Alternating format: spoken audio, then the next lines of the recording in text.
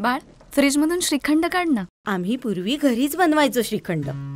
त्याची चवच वेगळी होती. आता काय सगळं रेडीमेड. आजी, हे श्रीखंड खाऊन बघ.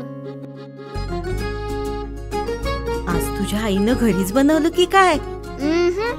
हे आहे गोकुळचं श्रीखंड. अगदी जिभेवर रेंगाळणार. जिभेवरच नाही तर मनावरही रेंगाळणार. गोकुळ श्रीखंड, मनावर रेंगाळणार.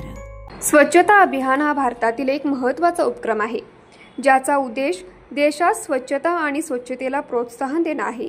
या मोहिमेचा उद्देश केवळ पर्यावरण स्वच्छ आणि सुंदर बनवणं नाही, तर लोकांना स्वच्छतेचं महत्त्व पटवून देणं देखील आहे.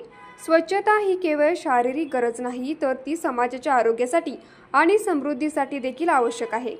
स्वच्छता मोहीम पर्यावरणाचे रक्षण करण्यास मदत करते. कचरा फेकल्याने पाणी, हवा आणि माती प्रदूषण वाढतं. स्वच्छता मोहिमेद्वारे आपण कचऱ्याची योग्य प्रकारे विल्हेवाट लावू शकतो आणि प्रदूषण नियंत्रित करू शकतो. प्लास्टिक मुक्त भारत केवळ पर्यावरणाचे संरक्षणच करणार नाही, तर भविष्यातील पिढ्यांसाठी स्वच्छ आणि हरित वातावरण निर्माण करेल.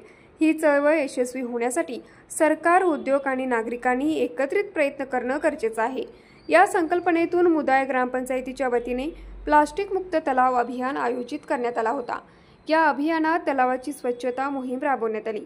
यावेळी मुदाय गावच्या लोकनियुक्त सरपंच राजनंदिनी विकासराव पाटील यांनी आपल्या सर्व सदस्यांसहित कर्मचारी, नागरिक यांच्या सहकार्याने तलावाचा परिसर स्वच्छ केला.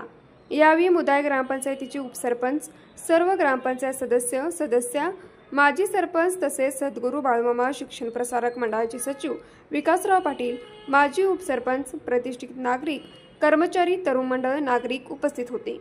न्यूज मराठी 24 कोल्हापूर.